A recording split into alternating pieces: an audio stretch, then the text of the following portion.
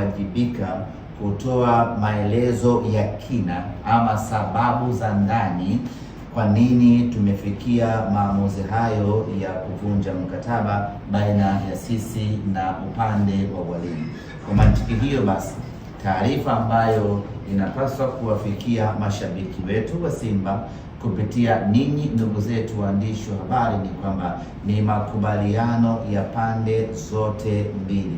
Wapo watu ambao wana shauku kubwa ya kutaka kufahamu sababu za ndani za kufikia maamuzi hayo, lakini tuseme tu ya kwamba ni makubaliano ya pande mbili, na hivyo hatuna sababu ya kutoka hadharani na kuanza kuelezea sababu ni 1, 2, 3 ya kufikia maamuzi hayo.